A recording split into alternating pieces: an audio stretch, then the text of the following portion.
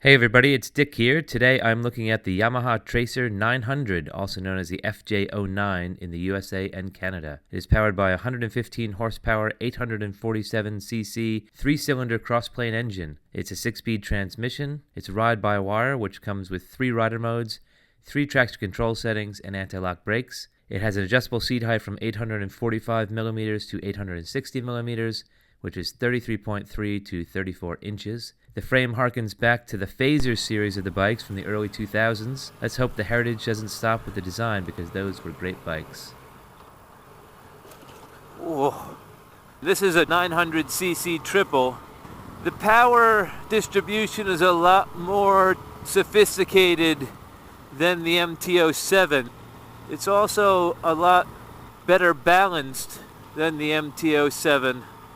I was saying that Yamaha had the Fazer back in the early 2000s, and that was a lovely bike that they kind of lost. And when these bikes came out, it was fabled that they had recaptured some of the character of those Fazers. This is pretty close to the FD6 that I ride. The seat is so much harder than any bike I've ridden. This seat is like a park bench. And the suspension is very, very stiff. Extremely stiff. And it seems to bottom out. I don't know, but I felt like I bottomed those forks out. The power on the highway is very well distributed. This is ride-by-wire. And actually, this ride-by-wire rides more like a cable than any of the other ride-by-wire bikes I've been riding. So that really is a testament to Yamaha's ability to make that transition. This has 3 riding modes, A, B, and standard. So you gotta know what those means. A is most aggressive, B is least aggressive. Oh no, maybe I switched that up. Standard is in between the two, so I don't know if A is aggressive or B is aggressive, but standard's right in the middle. The modes can be changed on the fly. You just have to roll off the throttle to do it. It has 3 traction control settings. 1, 2, oh, what's the traction? I don't know what the traction, I see a 2 there. Anyway, it has 3 traction control settings, but you have to be stopped in neutral in order to change the traction control. Really well balanced, really nice ride. I do not know what these things are. This is ridiculously wide. It's almost like this is a prop in a Batman movie. These can come off, but I mean, look at that. I don't know if you can see, but there's the length of my thumb coming off the end of the handlebars for these plastic wobbly handguards. The windshield doesn't do very much either. It just kind of sends the air right to my head, and it's just bouncing and wobbling. There seems to be an unnecessary amount of plastic on this for styling. I'm all for style, but you can't detract from usability. And I think some of the style on this detracts from the usability. The transmission is a lot more in sync with this engine as well than other Yamaha I rode. It's interesting, but the 900 triple seems more powerful, but also more in control than the 700. And I didn't think that that would be the case. The suspension and the seat are really uncomfortable. Brakes are good, but you know, big deal. The Yamaha's been making brakes for ages. Let's see if I can change this mode. See what happens. A mode. Yeah, wow, okay. A is aggressive. Wow, holy crap.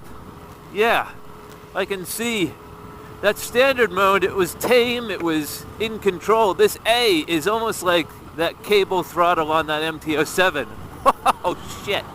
Okay, so that's A. Let's try, that's back to standard. Yeah, there's still power there. There's plenty of power. Let's try B. Nope. B. Oh, wow. Okay. There's a lot of input. So on the B rider mode, which I guess is the most tame, it reminds me of a 1978 Chevy Impala. By the time I got it, I don't know if it was like this at new, but by the time I got it, you could turn the steering wheel from 12 to about 2 without the wheels actually turning. And so with this throttle, if off the throttle is 12, I can get to about 1 o'clock on the throttle before the acceleration starts. And the acceleration, even if I kind of turn it aggressively, is a lot more subtle. It's a lot more tame. You can tell there's lots of feedback from the computer trying to make sure that you don't put this on its back wheel. Though B is a bit boring, so I'm going to put it back to standard, which I think is a good balance between boring and aggressive.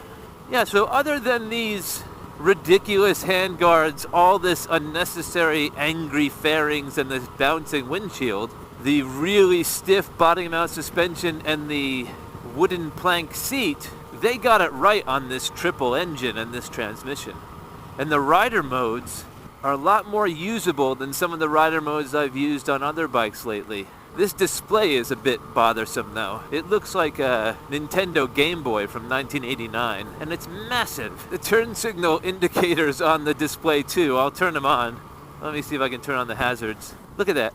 It's just a soft, impotent green light, so I'm not too keen on the displays. Also, I could see these buttons breaking or needing to be replaced, so there doesn't seem to be a lot of quality in the instrumentation. I wouldn't say this goes one-to-one with the BMW F700 GS or some of the other sport tours I've ridden, but Yamaha really stands alone in the sport touring market.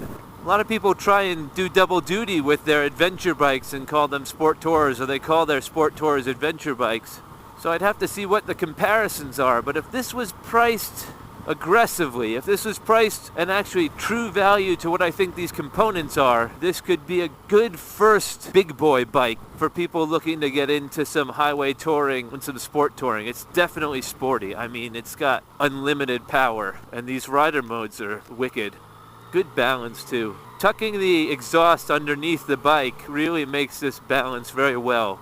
I can see why people like this bike, and if it's as reliable as the Yamahas have come before it, this is a good bike. I can see a lot of people buying this bike, being forgiving of the shortcomings, riding it for a little while, and then buying another bike. I can see this bike as being one that fits the bill, but also one that you're going to be eyeing other bikes. It's like when you get your first girlfriend in high school, and you're still kind of looking at the cheerleaders. This is not a cheerleader, but she'll dance at the prom.